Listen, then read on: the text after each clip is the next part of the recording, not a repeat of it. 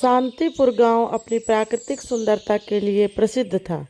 चारों ओर हरियाली थी, खेतों में लहराती फसलें और पेड़ों की घनी छांव।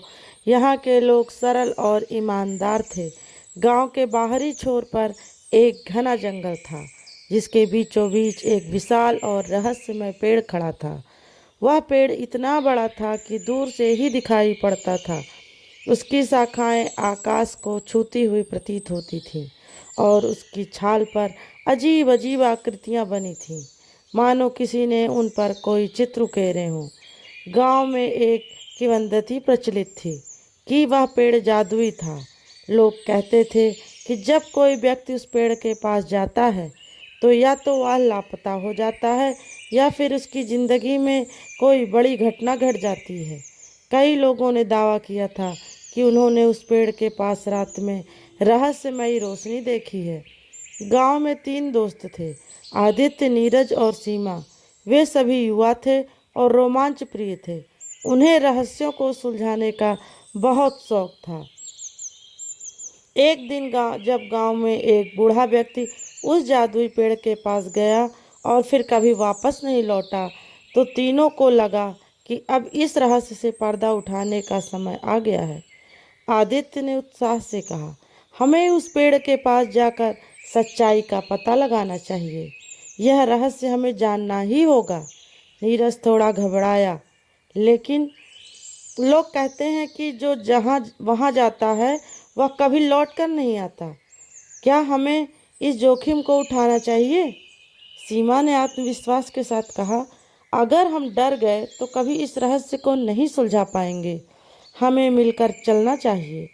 अगले दिन रात ढलते ही वे तीनों टॉर्च और रस्सी लेकर जंगल की ओर निकल पड़े।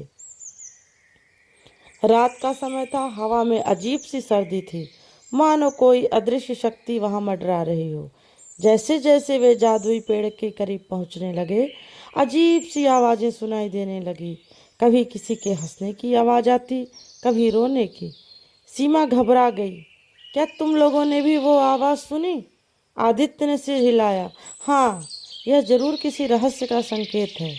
जब वे पेड़ के पास पहुंचे तो उन्हें उसकी जड़ के पास एक छोटी गुफा दिखाई दी, जो झाड़ियों से ढकी हुई थी। उन्होंने झाड़ियां हटाई और अंदर घुसे। गुफा के अंदर का दृश्य देखकर तीनों दंग रह गए। वहां एक चमकता हुआ क्रिस्टल था, जो नीली और हरी रोशनी बिखेर रहा था।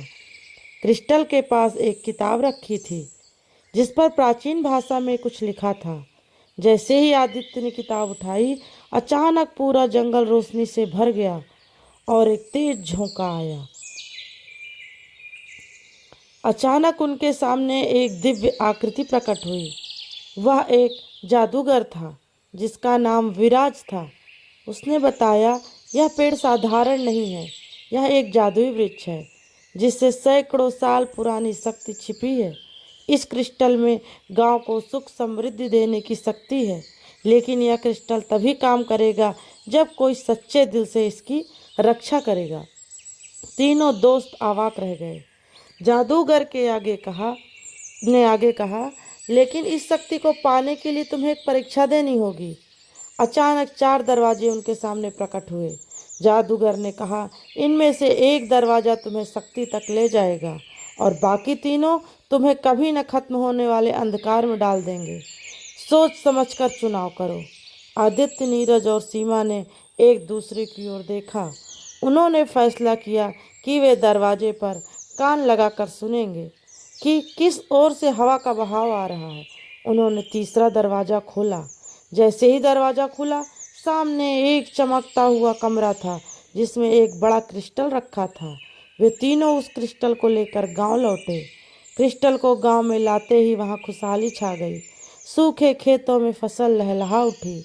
गांव में पानी की समस्या खत्म हो गई और लोगों के जीवन में सुख शांति लौट आई। तीनों दोस्त गांव के हीरो बन गए।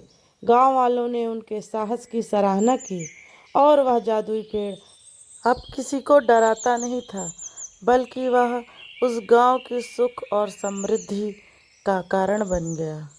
तो दोस्तों, आप लोगों को हमारी ये कहानी कैसी लगी, प्लीज़ कमेंट करके ज़रूर बताइएगा।